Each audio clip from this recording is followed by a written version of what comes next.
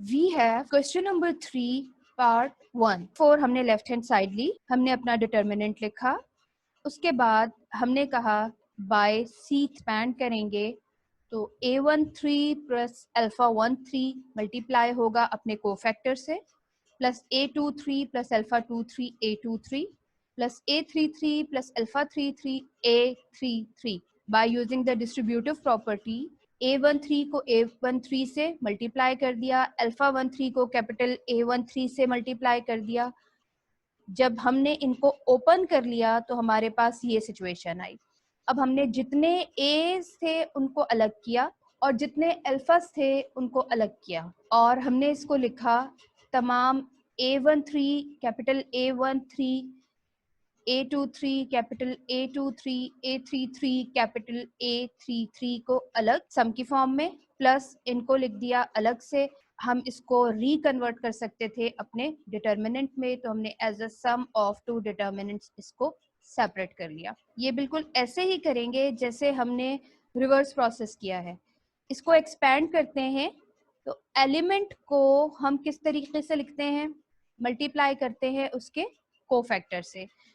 Element multiplied by cofactor, element multiplied by cofactors.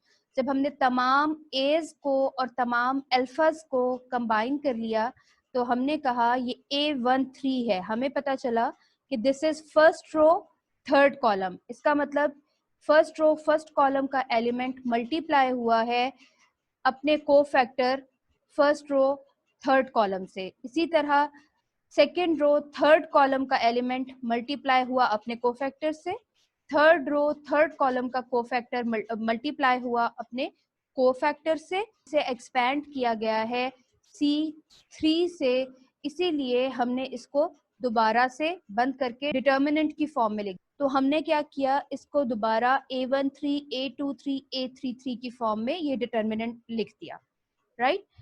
कैसे कि हमें आइडिया होगा कि अब अगर आप इसको एक्सपैंड करना चाहें तो आप कैसे करेंगे, A13 plus A23 plus A33 A33, right. Reverse किया है हम। अमूमन हम क्या करते हैं, डिटर्मिनेंट को ओपन करते हैं इस फॉर्म से, तो अब हमने क्या किया है, ये जो एक्सपेंडेड फॉर्म थी उसे बंद करके डिटर्मिनेंट की फॉर्म में लिख लिया।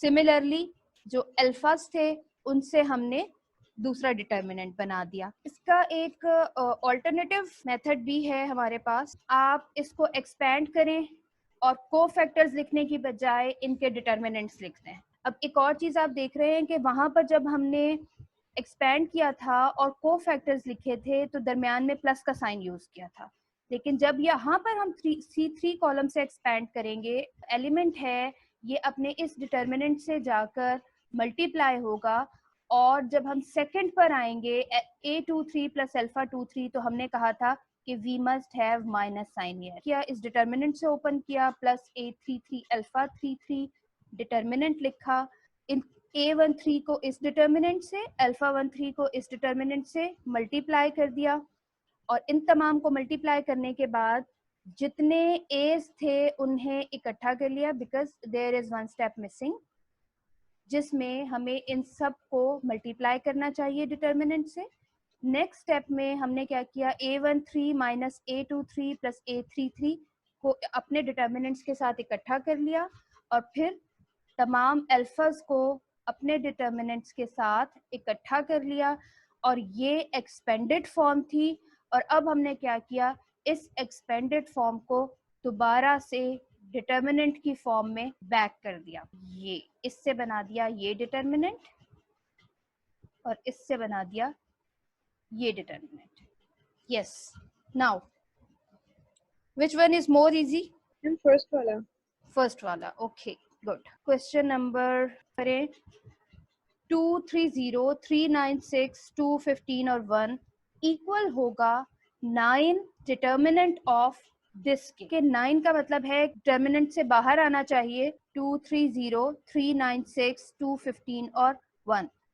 देयर इज नो सच रो और कॉलम जिसमें से 9 बाहर आ सके। C2 है या R2 है, इन दोनों में से किसी एक को कंसिडर करते हुए 3 कॉमन लिया जा सकता है। तो सबसे पहले हमने C2 में से 3 को कॉमन ले लिया, बाहर आया और हमारे पास रह गया 1 3 5। एक 3 था, हमें चाहिए था 9, हमने यहाँ पर देखा 3 3 6, तो हमने एक और 3 को कॉमन लिया R2 से, तो हमारे पास 3 इंटू 3 बना 9 और डिटर्मिनेंट हमारा सेम रह गया जैसा कि हमें चाहिए था 2 1 0 1 1 2 2 5 1। इस तरह ये प्रूफ हो गया। और नेक्स्ट पार्ट है we have to show that this. हमने देखा कि ये डिटर्मिनेंट की फॉर्म में नहीं है, इसका मतलब ये कांस्टेंट है तो इसको एक्सपेंड कर दिया गया है। ये तो हमें बात क्लियर हो गई कि एक्सपेंडेड है। किसी कॉलम या किसी रो से इसको एक्सपेंड करेंगे तो हमें तो काफी मेहनत करनी पड़ेगी इस रिजल्ट तक पहुंचने के लिए। We have learn the properties of determinants, तो हमें चाहिए कि हम अपनी कन्वीनियंस के लिए उन प्रॉपर्टीज को इस्तेमाल कर लें। You are given L square 3a plus L. मेरे पास ये रो है a plus L A plus L A plus L, R1 plus R2 plus R3 कर दें या C1 plus C2 plus C3। देखिए हमने क्या जज किया है, यहाँ से 3a प्लस एल है और 3a है। अगर हम इन तीनों कॉलम्स को आपस में ऐड कर दें तो हमें एक एंट्री में तो 3a प्लस एल मिल जाएगा। सिमिलरली अगर इन तीनों को ऐड कर दें तो हमें यहाँ पर भी 3a प्लस एल मिलेगा और इन तीनों को ऐड कर दें तो यहाँ पर भी 3a प्लस एल मिलेगा। कैसे? C1 प्लस और ब्रैकेट में लिख दिया C2 प्लस C3, इसलिए कि ताकि हमें ये क्लियर हो जाए कि जो चेंज आएगी वो C1 में आएगी। तो हमने इन तीनों कॉलम्स को आपस में ऐड कर दिया। सिमिलरली हम रोज को भी कर सकते थे, R1 plus R2 plus R3।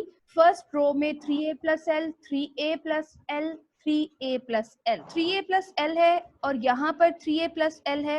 It means we can take 3a plus L common. तो हमने 3a प्लस एल को कॉमन ले लिया। हम यहाँ पर लिखेंगे कि we have taken 3a plus L common from C1। हम क्या लिखेंगे? Taking 3a plus L common from C1।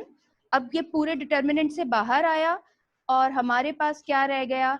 1 1 1। Determinant को सॉल्व करने के लिए सबसे आसान हमारे पास तरीका क्या है? कॉलम में हमें तीनों वंस नजर आ रहे हैं तो हम एक वन को चूज करते हुए इन दोनों वंस को जीरो कर R2 माइनस R1 करें। 1 माइनस 1 0, a माइनस a 0 और क्या रह जाएगा? L। a minus a 0, R3 minus R1। एक साथ दो ऑपरेशंस अप्लाई कर दिए। 1 minus 1 0, a minus a 0, a minus a 0 plus L।